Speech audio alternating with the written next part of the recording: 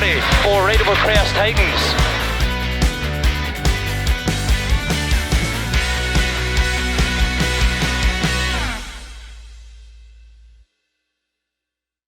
Last time you joined us for action from the Britparts British Cross Country Championship, we had exactly that. Action at Sweet Lamb, and it will be victory on the event for Rick Mann. But with him not being registered for the championship points, it would be maximum points on the board for Mark Jacks, enough to put him in the lead of the championship standings going into round 4 this weekend.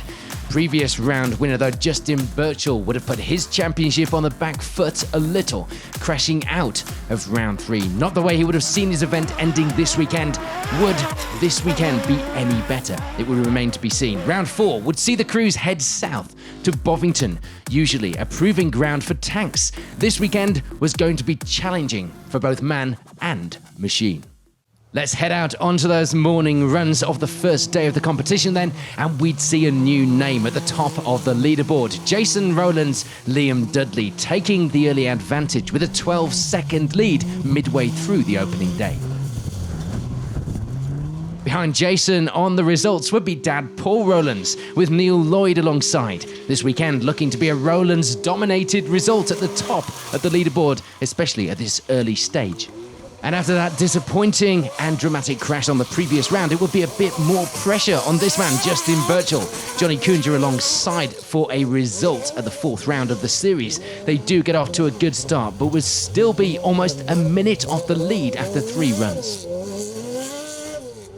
Understandably, perhaps, there would be some caution to the first run of the day for Andy DiGiulio and Paul Foley after also crashing out of the previous round. But the pace wouldn't take long to pick up, setting some leading times as the morning went on, ending run 3 with 4th on the leaderboard. And it would be a much better start to the event for Ryan and Darren Cook. They'd struggled this season with various issues. This weekend, though, was going to plan so far. The times were reflecting that as well. Still a long way to go, but 2nd in the class and 5th place overall for now was a confident start.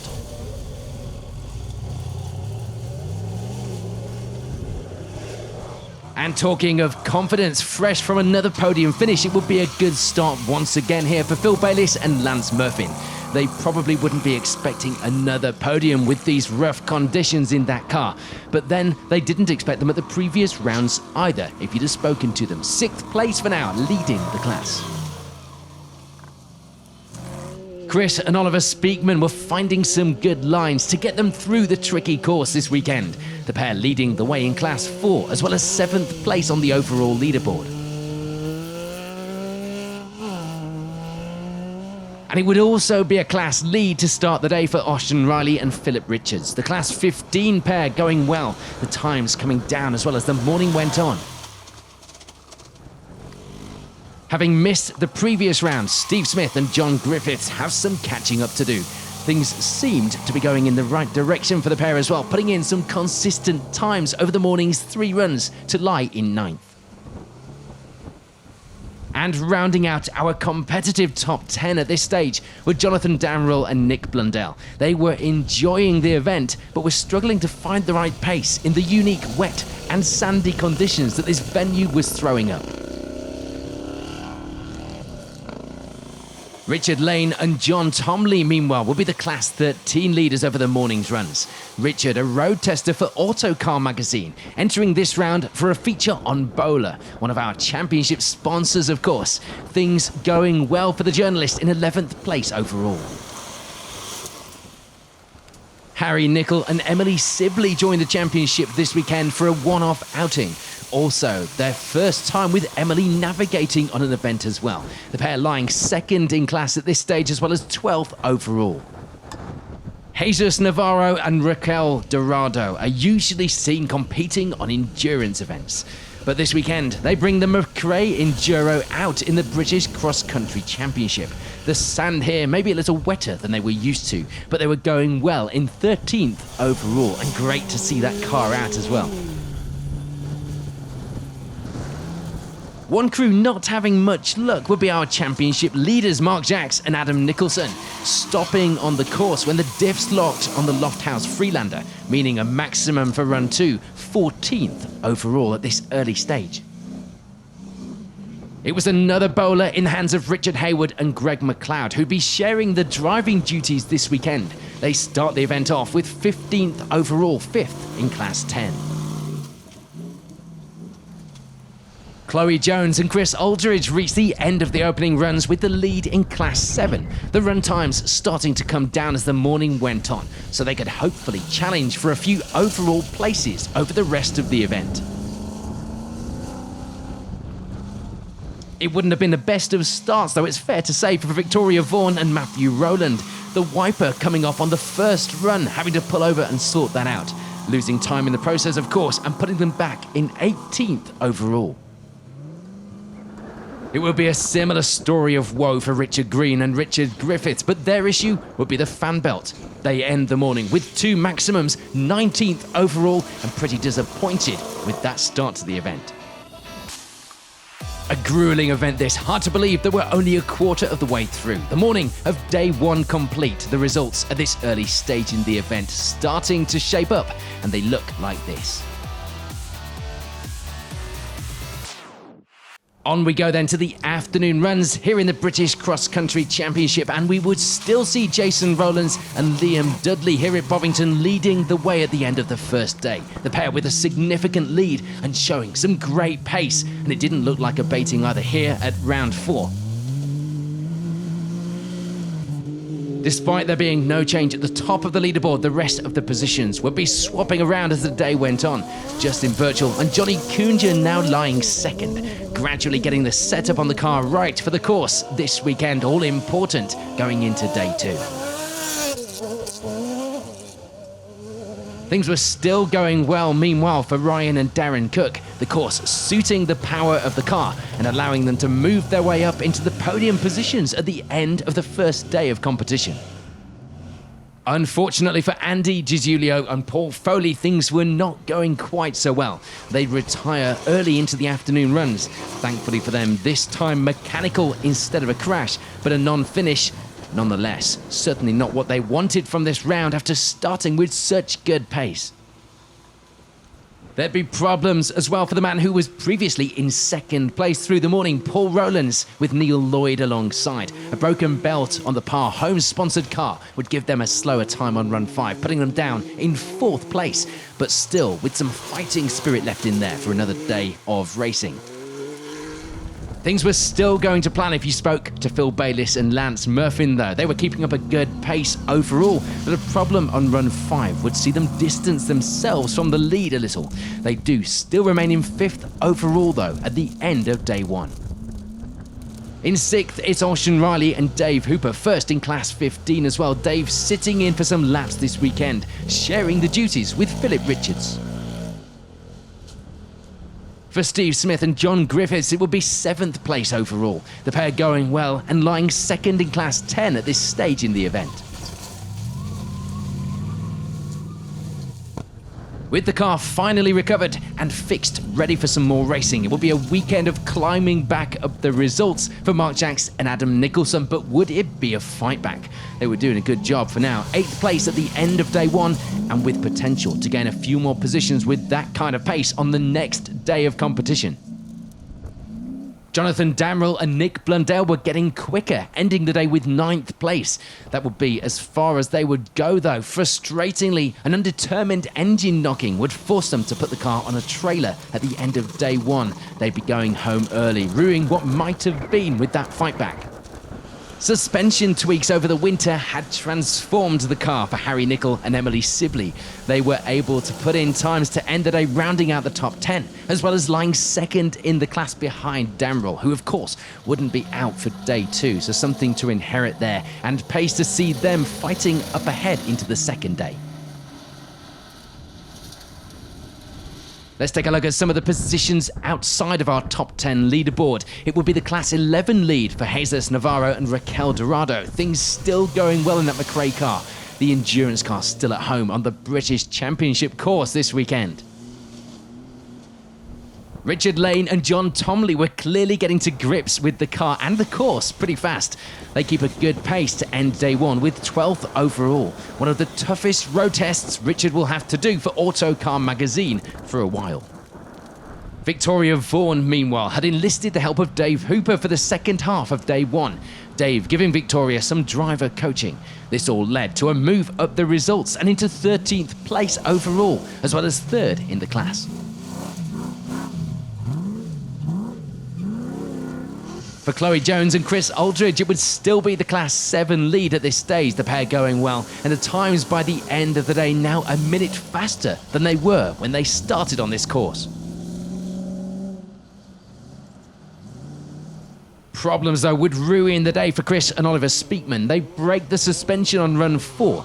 They do get things fixed with the help of fellow competitors. Remember, this is Clubman Motorsport at its very, very best. But unfortunately, it would break again on the final run of the day, meaning retirement from the pair from 15th place overall. With Greg and Charlotte McLeod taking over in the bowler for a few runs, there'd be mixed fortune. Some good times were being set, but on run 5, they'd suffer a faulty steering rack, gaining a maximum time and putting them on the back foot. Things were very much on the front foot, though, for Richard Green and Richard Griffiths now, who were back on track. The times looking good.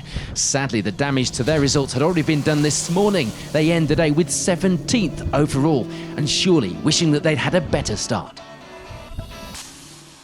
So we reached the end of day one here at Bovington, and the leaderboard at the 4th round of the Britpart British Cross Country Championship is shaping up like this.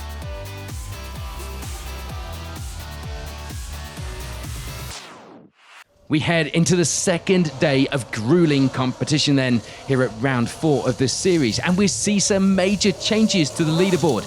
We get a new leader, for that matter. Justin Birchall and Johnny Kunger stepping up to take that top spot at the midpoint of day 2. Their lead in that position, looking strong as well. Part of the reason for that change will be problems for this man, Jason Rowlands. Liam Dudley alongside. They break something on the car in run 7, putting them down to 5th place. Sadly, they wouldn't be able to get things fixed and get back out, adding maximums to the total and meaning that the pair would eventually classify with 12th place overall. That bit of drama then would of course go in the favour of everyone behind, and for Ryan and Darren Cook in a chasing position it would now be second. They were having a few problems of their own though, having to weld the diff mounts throughout the day, but importantly things on the course were at least going to plan. Paul Rowlands and Neil Lloyd were trying to make a comeback from their day 1 problems and end this morning's runs with 3rd. It wasn't the result that they could have had, nor the one that they came for, but a podium would be a welcomed finish. Just 3 more runs lying ahead to decide that final position. And a lot of work to do throughout those 3 runs, no doubt. Phil Bayliss and Lance Murphy will be climbing closer to those podium positions as well. 4th place for the pair now, although the gap between themselves and Rowlands up ahead was never going to be closed on run times alone. But we've seen enough attrition this weekend and enough drama throughout the field to make it just possible enough. For Austin Riley and Philip Richards, it would be 6th at this stage in the event. They'd be hoping for nothing major to do in service now, as Dan from their service crew had to drive 3 hours each way overnight to go home for family commitments. Hopefully, he was getting time for a little nap while the crew were out on the course. Things were still going to plan, meanwhile, for Steve Smith and John Griffith. They keep that steady pace to end the morning with 7th overall, 2nd in the class. And Mark Jacks and Adam Nicholson still with that lead in the championship, don't forget, wouldn't gain any more positions through the morning's runs. But they were closing the gap. They had just 16 seconds to catch Smith and a further 2 minutes to Riley.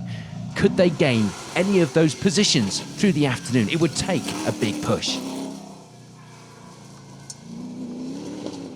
Having not raced since October last year, Harry Nicol and Emily Sibley will be more than happy with their pace this weekend. There was still some setup to be done on the suspension to get it perfect, but 9th place to end the morning was certainly good going. And rounding out the top 10 now will be Jesus Navarro and Raquel Dorado. The pair still putting in good times throughout the morning in that McRae Enduro. After that tuition with Dave Hooper, things were going well for Victoria Vaughan. Matthew Rowland now back in that hot seat. The times were coming down and the pace was good. 11th place overall for now, looking like the Beers would be on Victoria tonight. And just behind on the overall leaderboard were Chloe Jones and Chris Aldridge. The pair had knocked another 20 seconds off their run times this morning, and the feeling inside the car was reported as being pretty good.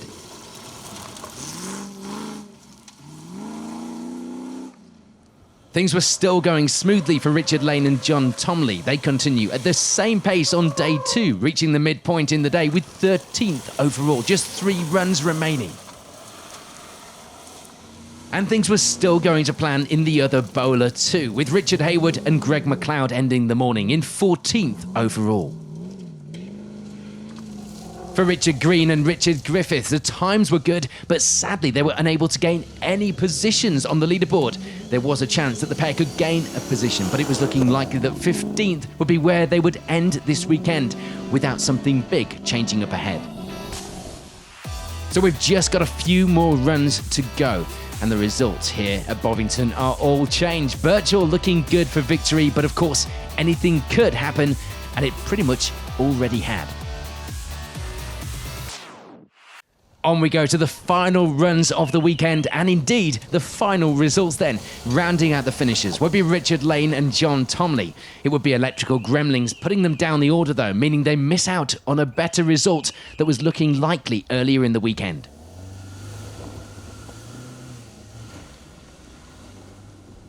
For Chloe Jones and Chris Aldridge, it would be 14th to end the day.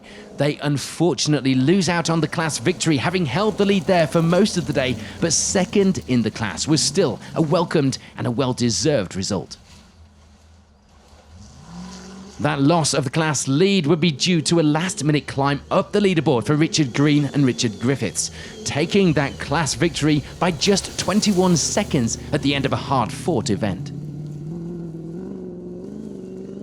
For Victoria Vaughan and Matthew Rowland, it would be 11th. A good end to the event for the pair. Victoria, of course, usually navigating for Rob Boole, but with his car not ready this weekend, she brought her own out to have some fun in the championship. And with the help of Dave Hooper and that coaching on day 1, she certainly did that. On to our top 10 overall finishers then, and it would be Richard Hayward and Greg and Charlotte McLeod rounding out those places. That maximum on day 1 preventing them from being a few places higher up on the results. A great debut on the British Cross Country Championship for Jesus Navarro and Mikel Dorado would see them end the event with 9th place on the leaderboard, as well as the class win this weekend. Great to see something different and a new competitor out doing the business in this championship.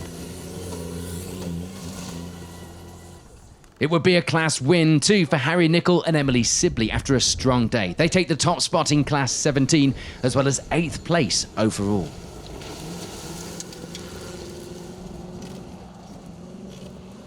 For Steve Smith and John Griffiths, it would be 7th. The pair had been happy with things all weekend, as it showed on the course. They get a good result from this weekend as well.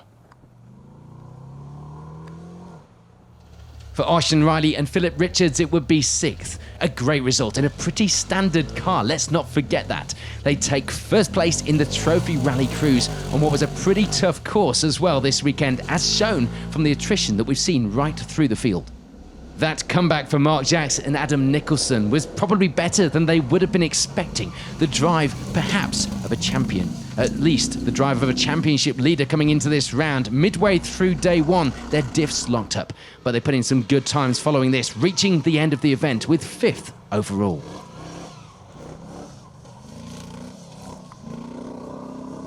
There'd be last-minute frustration and last-minute problems for Ryan and Darren Cook, the pair on track for a strong result. But sadly for them, the diff would fail on the final run close to the finish, meaning that they dropped down the order into 4th. So that, of course, meant it would be a very surprised Phil Bayliss and Lance Murphy taking yet another podium position this weekend. Their afternoon hadn't been without its problems. The breaks probably would have lasted about another run, so they would be thankful of the finish and of course for those 3rd place points.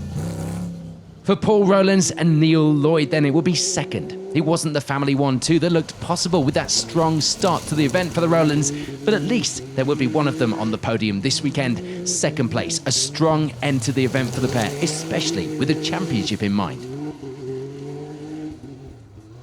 But all of that, of course, means keeping their nose clean at the front of the field. It's victory for Justin Birchall and Johnny Kunja. No repeats of their non-finish from the previous round, and a good run to the finish to claim another win and put their championship campaign back on track as we cross into the final leg of the season.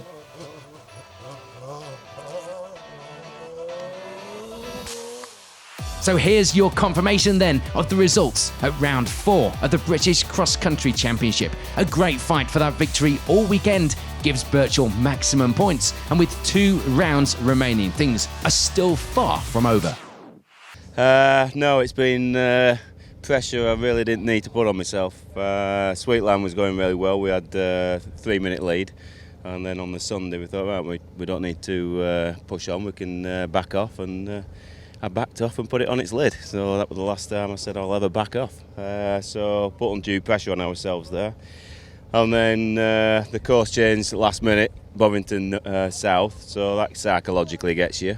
And so Saturday it was just really trying to get my head into gear, you know, and then get the car set up because once it's so wet out here, you can't get the power down, then you can't get on top of the whoops, and then you're just endless event of I think I did lost the lung on the last one, so but it's yeah, we've managed to pull it back today. It worked harder on the car, worked more on the suspension, it's dried out, so it's come in our favour, you know, but the Can-Ams have definitely got it for down here.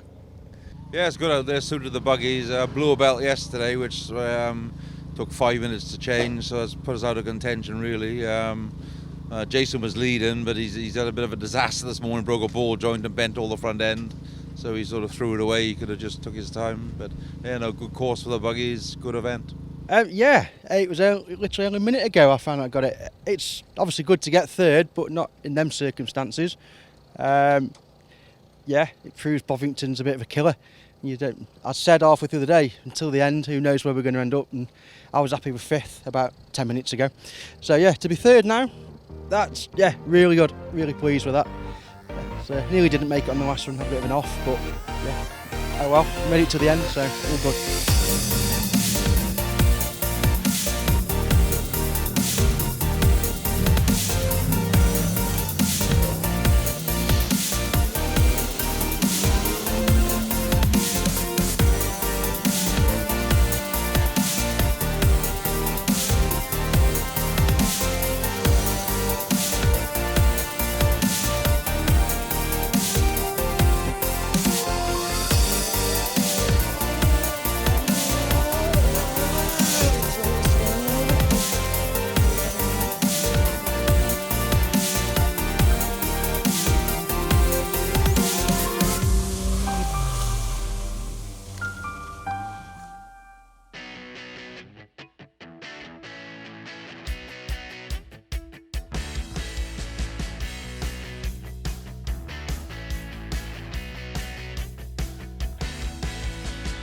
Care 40 for Rateable Crest Titans.